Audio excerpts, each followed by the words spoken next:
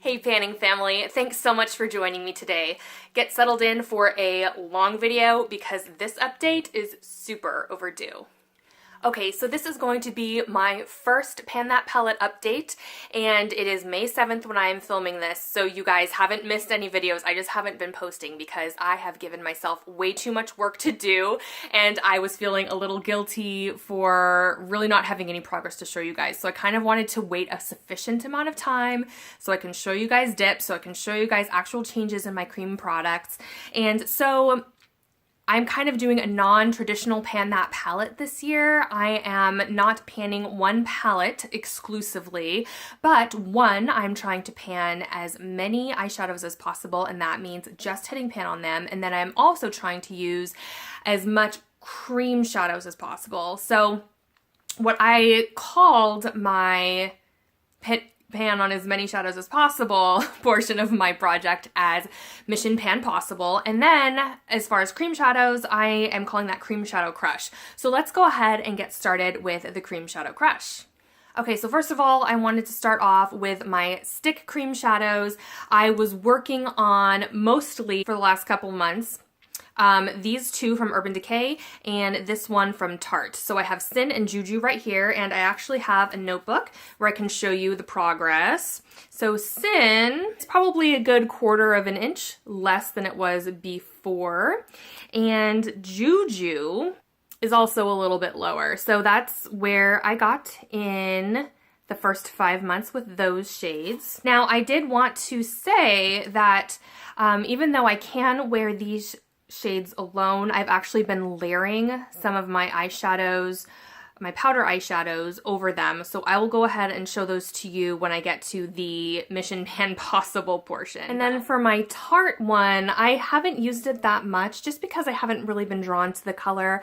I have also been layering some powder shadow over this one, but I've mostly been using the Sin and Juju. Okay, so moving on to my ColourPop shadows. The first shade that I hit pan on was one of the shades from Coffee Break with Danny's Quad, and it is in the shade Strength. And let me tell you, I actually just hit pan on this last week, and I have been using it with regularity in my crease. And this is actually very similar to my skin tone, so I can really hardly see it when I put it in my crease. And then I actually layer one of the Kat Von D shades over it, so I will show you that when we get to that portion. But this is super tightly packed. And even though I hit pan on this, and in my Mission Pan Possible portion, I would call this complete, but because it's a cream shadow and I want to get my money's worth out of it, I'm going to keep using this for the rest of the year. The next ColourPop shade that I hit pan on was Birthday Boy, and I closed this really tightly. Okay, here we go. It's this gorgeous taupe color. It has glitter in it, and this was actually relatively easy to hit pan on. I used it maybe 5 times on each eye, and I already had hit pan on it. So I've been expanding the pan since then, and this shadow is really soft, creamy, bouncy. It picks up a ton of pigment when you put your finger in there, and that's actually how I apply these is with my fingertips. And this is just a gorgeous color. I love, love, love the shimmer in this. So I will be sad when this is gone, but I still have a ways to go. I did not hit pan on the shade Get Lucky, but I have been using it a ton.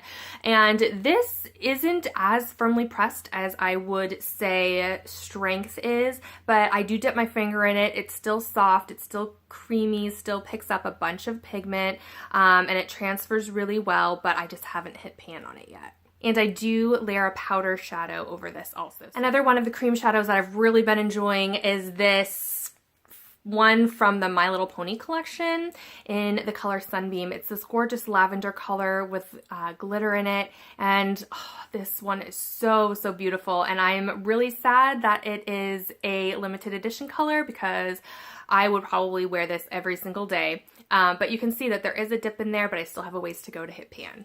One of the last cream shadows that I have is in the color Empire, and it's this gorgeous green color. I've only maybe used this 3 times. It's really pretty. I haven't tried it all over the lid yet, but it is kind of dark, so I definitely would want to lighten it up with some other powder shadows, but I will keep working on this.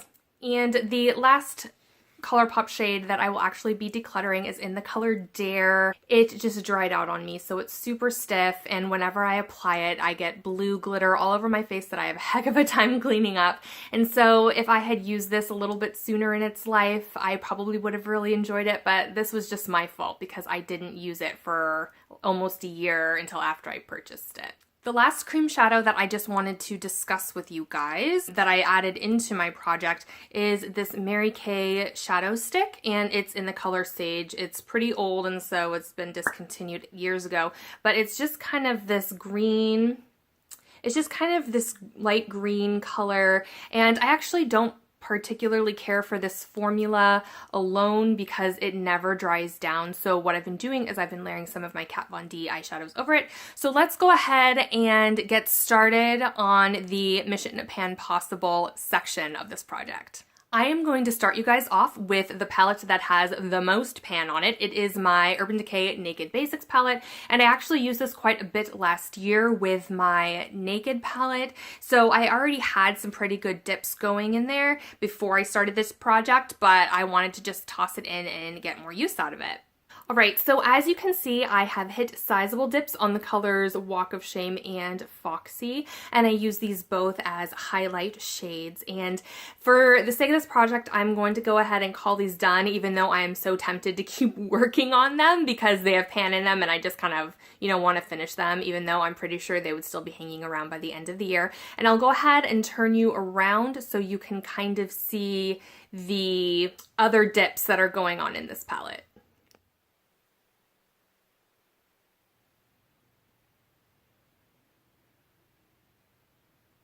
So Naked 2 in this palette is actually reminding me a lot of Buck from the Naked palette. Even though it is a lot cooler in tone, it is so tightly packed, and I've been using this shade almost every single day in my crease as a transition shade. And then this color called Venus is actually kind of a satin, and so I actually use it just underneath my brow bone as a shimmery highlight. So typically I will just use a matte as an overall highlight, and then as an extra little pop I'll add Venus. I sometimes use Faint to deepen up the crease, and I have not used Crave at all. I just don't gravitate towards dark shades that much, and when I do, it's typically a color and not just a black. So I just wanted to say that I did not use the Kat Von D Memento Mori palette very much. I probably only used it twice, and it was late last month. And also, I'll just show you what this looks like, but really no change at all. I have been focusing most of my attention on the Kat Von D Ludwig palette for the first part of the year. Initially, I was planning on using this for the winter time, and then as soon as it rolled into spring and summer, start using this, but I actually haven't because it's been really cold and windy, and I just haven't been feeling like wearing bright colors, so I've just been sticking to this, and let me show you what this looks like. So this is where we are in May. Still no pan on any of these shadows, which is super disappointing, but I'll go ahead and flip the camera around so you can see those dips.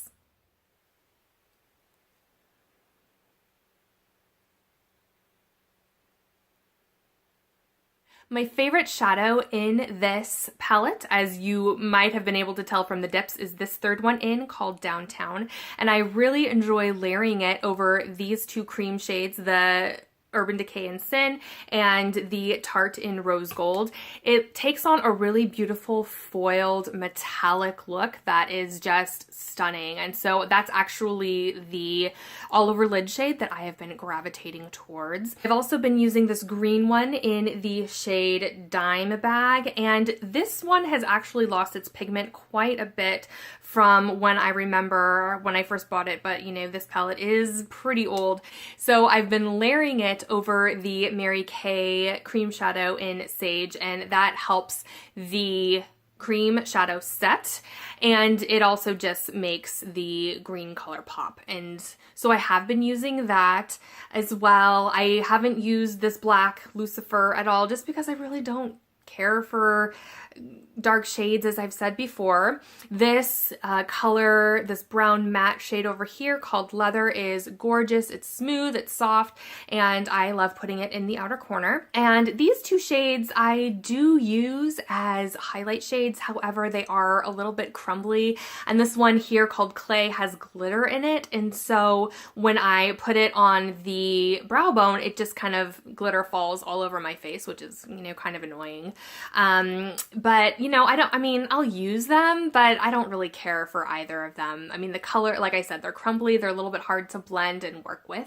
And this color here, Orby, right here, is a beautiful olive color, and I've actually been using that in the outer corner just to use as an alternate to Leather. And this color, Baroque, right here, I think it's too dark for me to put all over the lid, and so I kind of put it in the crease a little bit. So that is how I have been using this palette, and I've been enjoying it so much, and it's really sad that it's discontinued, but these shadows are super soft, and I am surprised that I haven't yet hit pan, especially in the color Downtown, because I use that all the time. I mean, all the time, several times a week. I'll probably hit pan probably in the next week or so. I'm hoping, fingers crossed. So the last palette that I put in my Mission Pan Possible is the Kat Von D Spellbinding Eyeshadow Book, and this is what it looks like. So it totally looks like I have pan in this brown one right here, but that's actually just a glitter fleck from a different shadow. So I only have a couple of dips going on in here, not too much. I've been focusing mostly on the Ludwig palette, but when I want to bring in color, I have been using this, and I have to admit that in the month of January, after using the Naked palette for an entire year, I basically went full hog on this one, and I was just playing around like a kid in a candy shop with all of these different colors. So I probably dipped, you know, at least once into every single shade, but you can't really tell any dips because I haven't been using them consistently. First, let me say the colors I have been using consistently are this matte one here and this matte one up here, and they are called Geek and Countess respectively. And so I think since I've hit pan on my matte shades in my Naked 2 Basics, or no, it's not even the Naked 2 Basics, it's the regular Naked Basics. Whatever. Okay, so I'm going to be focusing on a Countess up here as my brow bone highlight, and I will continue to use Venus in the other one to shape underneath the brow bone. So the way I've been using Geek is I've been putting it in the crease over Strength whenever I use this, just because these are actually pretty much the same color. This one's just in cream shadow form and this one's in powder shadow form. So once I put my eyeshadow on and the crease needs a little bit more definition, I'll go ahead and go in with the powder instead of the cream. And as far as colors in here that I've been really gravitating towards are actually the purples. My favorite color is this Arcadia shade, which is a pretty duochrome lavender, and I was trying to layer that over Dare, and it looked okay, but Dare was just super hard to work with, so I kind of gave up on that. So maybe I'll add NYX Milk or something and make that pop. And then when I have been putting that on the lid, I've been putting this one called Babe in the Crease. So as you can see, I mean, really not a whole lot of progress in any of these shades. I'm thinking that by the end of the year, I will definitely have hit pan on Geek and Countess and Arcadia. But other than that, I mean, I am just not getting enough use out of this on a daily basis to really make any progress. But I'm still having a lot of fun mixing these shades with the neutrals in here in the Ludwig palette. But I should say too that what I have on my eyes today is this green glittery one called Gunner, and I have that in combination with the Get Lucky.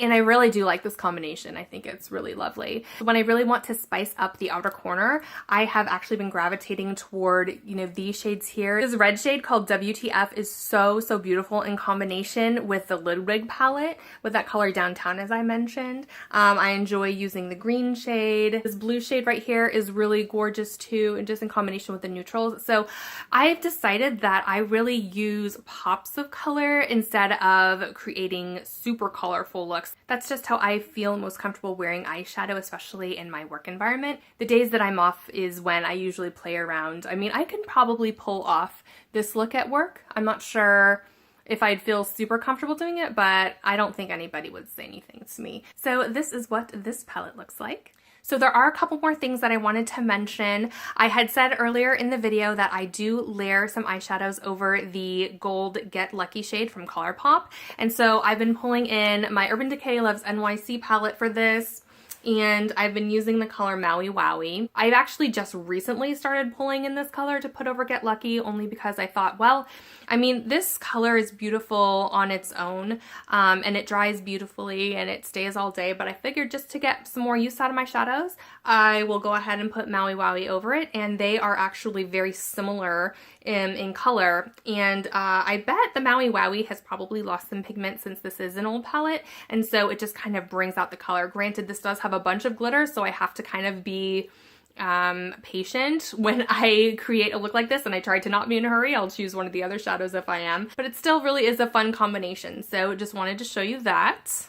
And I also wanted to share that with the cream shade Juju, which is the taupey shade from Urban Decay, I've been layering this single shadow over it. It's the shade called Granite. It is a Mary Kay shade. And again, they are also just very similar colors, but I figure why not get some more use out of my other shades too. The pigment on this is totally fine on its own. I have noticed that this one is, I don't want to say it's losing pigment, but I remember it being more vibrant. So it just kind of, the combination adds a little something something to both shades. Okay, so I do have to admit that I did cheat on my Naked Basics just a little bit, and I did pull in some matte shades from my IT Cosmetics Naturally Pretty Celebration palette.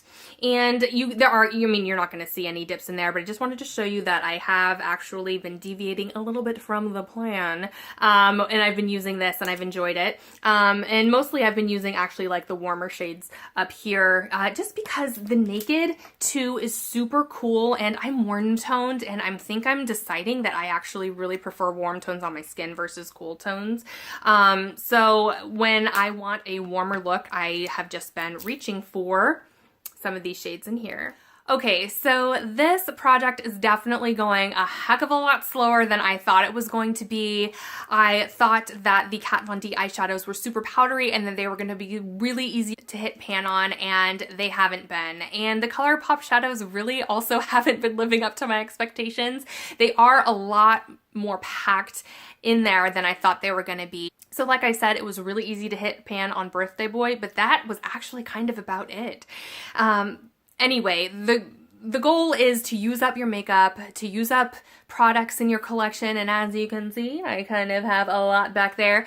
But I'm having so much fun regardless with color, with experimentation, and that's what really panning is all about, right? To kind of get to know your preferences and to have fun doing it. So I think that is going to wrap up my first update for my Pan That Palette / Cream Shadow Crush / Mission Pan Possible. Thanks so much for sticking through this entire video. I know it was a lot of information. You can let me know if you kind of like the style of video with everything lumped together, or if you would prefer Cream Shadow Crush in a separate video versus the Mission Pan Possible, or how you guys prefer to watch these things. I know I don't mind chatty videos myself, but just let me know what you're into. So I hope you're having a great day, and I'll see you in the next one, hopefully not in a couple months from now. Bye guys.